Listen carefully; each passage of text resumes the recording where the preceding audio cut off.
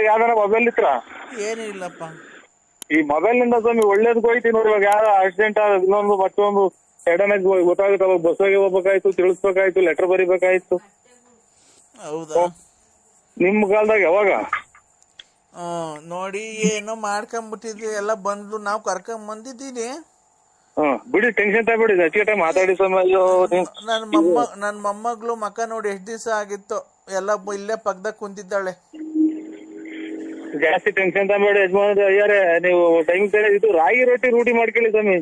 ರಾಗಿ ರೊಟ್ಟಿ ರೂಢಿ ಮಾಡ್ಕೊಂತೀನಿ, ಅದಕ್ಕೇನೆ ಓಡ್ಬೇಡಿ ಸ್ವಾಮಿ, ನಮ್ಗೆ ನೋಡಿ ಬೇಜಾರಾಗುತ್ತೆ. ನಾನು ಅದೇ ಹೆಸರು ಸಂಕ್ರಾಂತಿ ಹಬ್ಬಕ್ಕೆ ನಾನೇನ ಬದುಕಿದ್ರೆ ಅಲ್ಲಿವರೆಗೂ ಬೇಡ, ಸಂಕ್ರಾಂತಿ ಹಬ್ಬಕ್ಕೆ ಅವಳಿಗೆ ಏನ್ ತಲುಪ್ಬೇಕು ಅವಳಿಗೆ ಭಾಗ, ಇವ್ಳಿಗೇನ್ ತಲುಪ್ಬೇಕು ಮಗನ್ಗೆ ಭಾಗ ಮಾಡ್ಯಾನ ಅಂತ ಇದ್ದೀನಪ್ಪ ಸ್ವಾಮಿ. ನಮ್ಮ ಮಾತು ಅಂತ ಬೇಜಾರ್ ಮಾಡ್ಕೋಬೇಡಿ.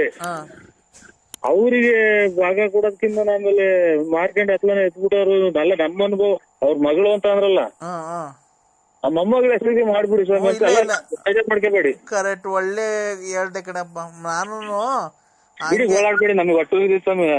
ನೀವ್ ನೋಡಿ ಹಿಂಗಾಗತ್ತೆ ಸ್ವಾಮಿ. ಇನ್ನೊಂದ್ 5 ನಿಮಿಷ ಬಿಟ್ಟು ಮಾಡಿ, ಆಮೇಲೆ ಹೊಲ್ಟಿಗಿಟ್ರ ಇನ್ನೊಂದ್ 5 ನಿಮಿಷ ಬಿಟ್ಟು ಮಾಡಿ ಸ್ವಾಮಿ. ನೋಡಿ ಟೆನ್ಷನ್ ತಗೋಬೇಡಿ. ಇಲ್ಲ ನಾನು 2 ನಿಮಿಷ ಮಾತಾಡ್ತೀನಿ. ಮಾತ್ರ ನುಂಗಿದ್ರ? ಮಾತ್ರ ಎಲ್ಲ ನುಂಗಿದ್ದೀನಿ. ಅಲ್ಲ, ಇದು ಉಪ್ಸ ಕಸೆ ಜಾಸ್ತಿ ಆಗ್ಬಿಟ್ಟು ಒಂದ್ ಗಂಟ್ಲಿಗೆ ಅಟ್ಟಿಕೊಂಡಂಗ ಆಗ್ಬಿಡ್ತೈತೆ. ತಂಡಿ ಅಲ್ವನಪ್ಪ, ತಂಡಿ ಅಲ್ವಾ ಈಗ. ಅಲ್ಲ ಇದು ಈ ನೋಡಿ ಹಿಂಗಂತಾರೆ ಅಂತ ಬೇಜಾರ್ ಮಾಡ್ಕೋಬೇಡಿ. ಒಂದ್ ಹೇಳ್ತೀನಿ ಸ್ವಾಮಿ, ಇನ್ನ ಎಲ್ಲ ವಯಸ್ಸು ಕಳೆದಿದ್ರ ಒಂದಿಷ್ಟ ತಂಡಿ ಅಂದ್ರಲ್ಲ, ಈ ಮಕ್ಳಿಗೆ ಯಾವ್ದು ಕುಡಿಸ್ತಾರಲ್ಲ, ಇದು ಲೋಕಲ್ ಆಗಿ ಬಾರ್ ಅಂಗಡಿಗೆ ತಗಬೇಡಿ. ಇದು MSL MRP ಒಳಗೆ ಸೌರನ್ ಬ್ರಾಂದಿ ಅಂತ ಬರ್ತಸ್ವಾಮಿ. ಆಗ ಅದನ್ನ ನೋಡಿ ಒಂದೊಂದ್ ಚೂರು ಬಿಸಿನೀರು ಹಾಕ್ಬಿಟ್ಟು ಅದ್ರೊಳಗೆ ಹಾಕಿ ಕುಡಿದ್ರೆ ಈಗ ಕೆಮ್ಮು ಹೋಗುತ್ತೆ ಅಂತ ಯಾರೋ ಹಿರಿಕರು ನಿಮ್ಮಂತರ ಹೇಳಿದ ಸ್ವಾಮಿ. ಆಯ್ತು, ನಂದೇನಿಲ್ಲ. ಏನಕ್ಕೆ ಫೋನ್ ಮಾಡಿಸ್ದೆ ಗೊತ್ತಾ ನಮ್ ಪ್ರತಾಪ್ ಕೇಳಿ? ನಾನ್ ನಿನ್ನ ನೋಡ್ಬೇಕು ಅಂದ್ರೆ ತುಂಬಾ ಆಸೆ ಆಗಿದೆಪ್ಪ ನರಸಿಂಹರಾಜು ಅಪ್ಪ. ಇಂಥ ಟೈಮ್ ಆಗಿ, ವಯಸ್ಸು ಟೈಮ್ ಆಗಿ, ಮಳೆಗಾಲ ಟೈಮು, ನೀವೆಲ್ಲ ಯಾಕೆ ಬರಕ್ ಹೋಗ್ತೀರಾ ಈ ಕಡೆಗೆ? ಈ ಕಡೆಗೆ ಯಾಕೆ ಅಂಟಿದಾರ? ಒಂದ್ ನಿಮಿಷ ತಡಿಯಪ್ಪ. ನೀನು ತುಮಕೂರಿಂದ ಹೊಸದುರ್ಗಕ್ಕೆ ಬಸ್ ಇದೆ, ನೀನು ಹೊಸದುರ್ಗಕ್ಕೆ ಬಂದ್ಬಿಡು. ನಾಳೆ ನಮ್ ಕಾರ್ ಕಳಿಸ್ಕೊಡ್ತೀನಿ. ಆ ಕಾರಲ್ಲಿ ನಮ್ಮ ಮನೇಲಿ ಬಂದು ಒಂದ್ ದಿವಸ ನಮ್ಮದ್ ಬೇಡ. ಆಮೇಲೆ ಅವರು ನಿಮ್ಮ ಮಗಳು ಬೇರೆ ಅಲ್ಲೇ ಐತಿ. ಆಮೇಲೆ ಯಾವನು ಇದು ಏನ್ ಅಪಾರ್ಥ ತಿಳ್ಕೊಂಡವ್ರು, ಏನು ಬೇಡ ಸ್ವಾಮಿ ಈಗ್ಲೇ. ನಾನ್ ಅಲ್ಗಲ್ಲ, ಮನೆಗೆಲ್ಲ ಕರೀತಾ ಇರೋದು. ನಮ್ ಫ್ಯಾಕ್ಟ್ರಿ ಹತ್ರ ಕರ್ಕೊಂಡ್ ಬರ್ತಾನೆ ಡ್ರೈವರ್. ನನ್ನ ಮನ್ಸಿಗೆ ನೆಮ್ಮದಿಗೋಸ್ಕರ ನಾನು ಹಿಂಗೊಂದಿಷ್ಟು ಏನೋ ಉಡುಗೊರೆ ಕೊಡೋಣ ಅಂತ ಇದ್ದೀನಿ ಸ್ವಾಮಿ. ನೀವು ಆರೋಗ್ಯ ಕಾಪಾಡ್ಕೊಳ್ಳಿ. ಶುಗರ್ ಐತೆ, ಆಮೇಲೆ ಕೆಮ್ಮು ಬೇರೆ ಉಪ್ಸ ನೋಡಿ ಹಂಗ್ ಬಂದ್ಬಿಡ್ತು ಅಂದ್ರೆ ಒಂದ್ ಸಲ ಗಂಟ್ಲಿಗೆ ಅಡ್ಡಿಬಿಡ್ತೈತೆ. ಅದಕ್ಕೆ ಅಪ್ಪ ನನ್ ಬಾಗುದ್ ದೇವ್ರು ನೀನು. ನಾನು ಏನು ನಿನ್ನೊಂದ್ಸರಿ ಕಣ್ಣಾರೆ ನೋಡೋಣ ಅಂತ ಹೇಳ್ಬಿಟ್ಟು ನೀನು ಬೆಳಗ್ಗೆ ಒಂದು ಹೊಸದುರ್ಗಕ್ಕೆ ಬಸ್ ಇದೆ. ಹೊಸದುರ್ಗ ಈ ಬೆಳಿಗ್ಗೆ ಆಗಲ್ಲ ಸ್ವಾಮಿ. ದಯವಿಟ್ಟು ನಿನ್ ಕೈ ಮುಗಿದು ಕೇಳ್ಕೊಂತೀನಿ. ಅಲ್ಲ, ಬೆಳಿಗ್ಗೆ ನಮ್ಮ ಆತ್ಮೀಯರು ನಮ್ಮ ಜಮೀನ್ ಬಲ್ಗೌಡ್ರದ್ದು ಒಂದು ಮಗಂದು ಮದುವೆ ಮಗಳದು. ದಯವಿಟ್ಟು ನಾನು ನೋಡಪ್ಪ, ನೀನು ಮದುವೆ ಇವತ್ತು ಇರುತ್ತೆ, ಅವ್ರು ಇರ್ತಾರೆ, ನಾನು ಇರ್ತೀನೋ ಇಲ್ವ ಅಂತ ಗೊತ್ತಿಲ್ಲ. ಅದಕ್ಕೆ ನೀನು ಬೆಳಿಗ್ಗೆ ಡೈರೆಕ್ಟ್ ಬಸ್ ಇದೆ ಹೊಸದುರ್ಗಕ್ಕೆ, ನೀನು ಎಲ್ಲೂ ಇಳಿಯಂಗಿಲ್ಲ, ಏನಿಲ್ಲ. ನೀನು ಬಸ್ ಬಂದು ಇಳಿದ್ಬಿಟ್ರೆ ಅಲ್ಲಿ ಬಸ್ ಸ್ಟ್ಯಾಂಡ್ಗೆ ನನ್ನ ಡ್ರೈವರ್ ಕಳಿಸ್ಕೊಡ್ತೀನಿ. ಒಂದು 10:30-11 ಗಂಟೆಗೆಲ್ಲ ಕಳಿಸ್ಕೊಡ್ತೀನಿ. ಅವ್ನು ಕರ್ಕೊಂಡು ಸೀದಾ ಫ್ಯಾಕ್ಟ್ರಿ ಹತ್ರ ಬರ್ತಾನೆ. ನಮ್ಮ ಫ್ಯಾಕ್ಟ್ರಿ ಹತ್ರ ನನ್ನ ಕೈ ಇಷ್ಟು ಧನ ಸಹಾಯ ಮಾಡಬೇಕು ಅಂತ ಇದ್ದೀನಿ ನಿನಗೆ. ಅದು ನನ್ನ ನೆನಪಿಗೋಸ್ಕರ ಒಂದು ಉಂಗುರ ಮಾಡಿಸಿಕ್ಕಿದ್ದೀನಿ. ಅವೆರಡು ಬಂದು ತಗೊಂಡು ತೋಟದಲ್ಲಿ ಕಾಯಿ ಪಾಯಿ ಎಲ್ಲ ಐತೆ, ನಿನ್ ಕಾರ್ ತುಂಬಾ ಲೋಡ್ ಮಾಡಿಸ್ಕೊಂಡು ನಿಂಗೆ ಏನ್ ಬೇಕೋ ತಗೊಂಡು ನಿಮ್ಮ ಊರಿಗೆ ಹೊಡ್ಸ್ಕೊ ಕಾರು.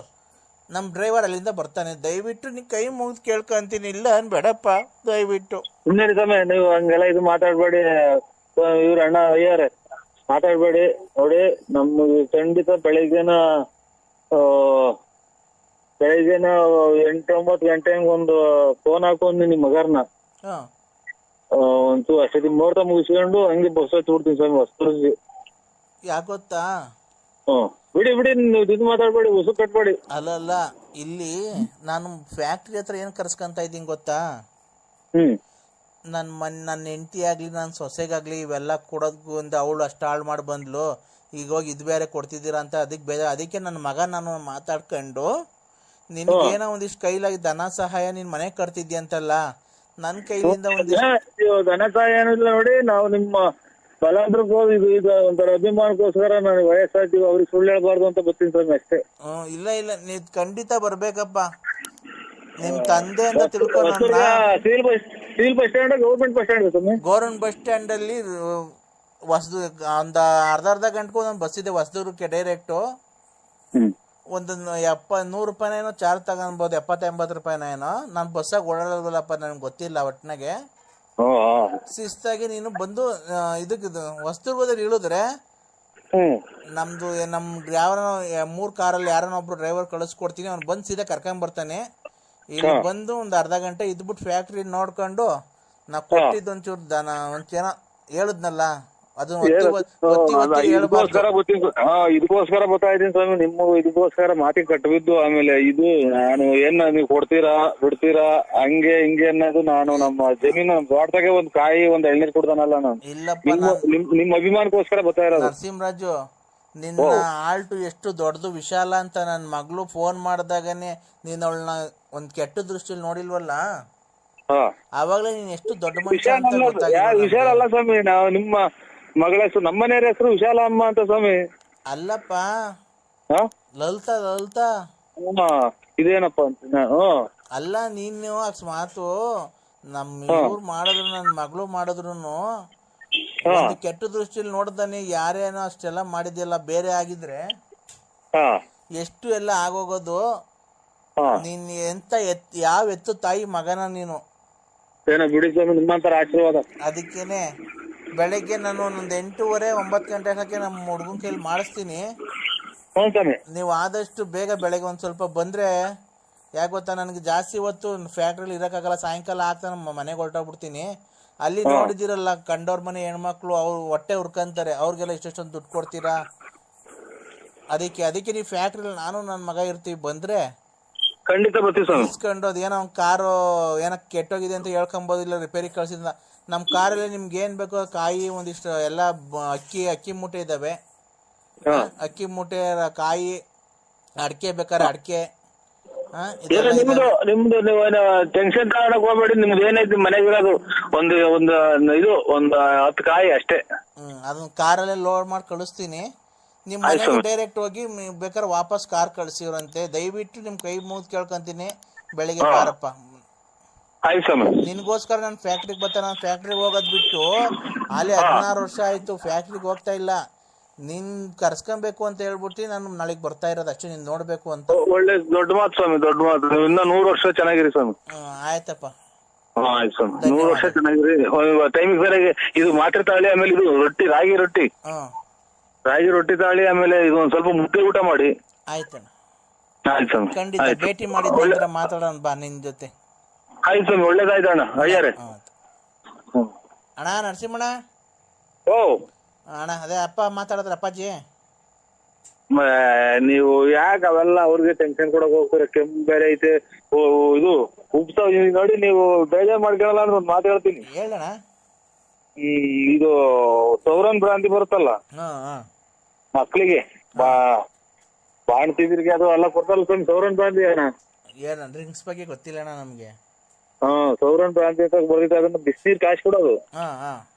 ಬಿಸಿನೀರ್ ಕಾಯಿಸ್ಬಿಟ್ಟು ಒಂದೊಂದಿಷ್ಟ ಸೌರನ್ ಭ್ರಾಂತಿ ನೋಡ್ರಿ, ಬೆಸೆ ಕೆಮ್ಮು ಎಲ್ಲ ಕಮ್ಮಿ ಆಗುತ್ತೆ. ಯಾರನ್ನ ನಮ್ಗಿನ್ನ ಹಿರಿಕರನ್ನ ಕೇಳಿ ನೋಡಿ. ಹೌದಾ? ಇಲ್ಲ ಅಣ್ಣ ಬಿಡಿ, ಅದ್ರ ಬಗ್ಗೆ ಏನೋ ನಮ್ದು ಎಲ್ಲ ಉಪ್ಪಾಯ್ತು ಅವ್ರಿಗೆ. ಗೊತ್ತಾಯ್ತು, ನಾವು ಟ್ಯಾಬ್ಲೆಟ್ಸ್ ಎಲ್ಲ ಕೊಡ್ತಾ ಇದೀವಣ್ಣ. ಕೆಮ್ಮು ನೋಡ್ರಿ ಹೆಂಗ್ ಕೆಮ್ಮಿರು.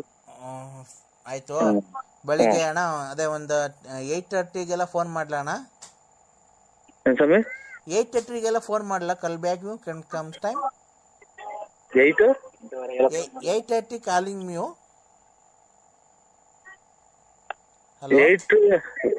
ಇಲ್ಲ ಗೊತ್ತಾಗಲ್ಲ ಸರ್, ಹಂಗಂದ್ರೆ ನಮ್ಗೆ. ಅಲ್ಲ 8:00 ನಾನು ಫೋನ್ ಮಾಡಲ್ಲ ನಿಮ್ಗೆ? ಅವ ಅಣ್ಣ ಅಯ್ಯರು ಹೇಳಿರಲ್ಲ 8:30 ಫೋನ್ ಹಾಕಿ ನಾನು 8:30 ಫೋನ್ ಹಾಕ್ತೀನಿ ಅಣ್ಣ. ನೀವು ಒಂದ್ ಕಾಲ್ ಗಂಟೆ 20 ನಿಮಿಷಕ್ಕೆಲ್ಲ ಹೊಸದುರ್ಗ ಕಡೆಗೆ ಬಸ್ ಇದೆ. ಹಾ ನೀವು ಹೊಸದುರ್ಗ ಬಂದ್ರೆ ಇಲ್ಲ ಡ್ರೈವರ್ ಇಲ್ಲ ನಾನೇ ಆಯ್ತಣ್ಣ, ನಾನೇ ಬಂದು ಬೇಕಾದ್ರೆ ನಿಮ್ ಪಿಕಪ್ ಮಾಡ್ಕೊಂಡು ಫ್ಯಾಕ್ಟ್ರಿ ಹತ್ರ ಇದ್ದು ಒಂದ್ ಅರ್ಧ ಗಂಟೆ ಇದ್ಬಿಟ್ಟು ಹಂಗೆ ಹೋಗಿರಂತೆ ಅಣ್ಣ. ಅಪ್ಪಾಜಿ ಹೇಳಿದ್ರಲ್ಲ ಗೊತ್ತಾ, ಅವ್ರ ಅವ್ರಿಗೆ ನೋಯಿಸ್ಬಾರ್ದು ಅಂತ ಹೇಳಿ ನಿಮ್ಗೆ ಇಷ್ಟೊಂದು ರಿಕ್ವೆಸ್ಟ್ ಮಾಡ್ಕೊಂತ ಇದೀನಿ, ದಯವಿಟ್ಟು ಬನ್ನಿ ಅಣ್ಣ ನಾಳೆ. ಆಯ್ತಣ್ಣ, ಖಂಡಿತ ಬರ್ತೀವಿ. 11 ಗಂಟೆ ಹೊತ್ತಿಗೆ ಅಲ್ಲಿ ಇರ್ತೀವಿ ಸ್ವಾಮಿ. 11 ಗಂಟೆ ನೀವು ಬಂದ್ರೆ ಮರ ಎಲ್ಲ ತೋಡ್ಸೋಗ್ಬಿಟ್ರೆ ಬೇಕಾರಣ್ಣ, ನಾನು ಕೂರಿಸ್ಬಿಟ್ಟು ನಿಮ್ಮ ಅಡ್ರೆಸ್ ನಮ್ಮ ಡ್ರೈವರ್ ನೋಡ್ಕೊಂಡ್ ಬಂದಿರ್ತಾನಲ್ಲ ನಿಮ್ಮ ಅಡ್ರೆಸ್ ಮನೆ, ಅದೇ ಸ್ವಾಮಿ ಕದಾ ಕಿಟಕಿಗೆ ಅಲ್ಲಿಂದ ನೀವು ಅಣ್ಣ. ಅದು ಅರ್ಕಿಲೇಸು ಎಷ್ಟು ಒಂದು ಸೆಲೆನೆ ಎಷ್ಟು ಅಂತ ನಿಮ್ಗೆ ಗೊತ್ತಿಲ್ಲ. ನಾನು ನಿಮ್ಗೆ ಕೊಡ್ತಿರೋದು, ನಾನು ನಮ್ಮ ತಮ್ಮನಾಗಿ ಅಣ್ಣಂಗೆ ಗಿಫ್ಟು. ಆಯ್ತು ಆಯ್ತು. ಖಂಡಿತ ಬನ್ನಿ ಅಣ್ಣ, ವಂದನೆಗಳು. ಒಂದನೇ ಅಣ್ಣ.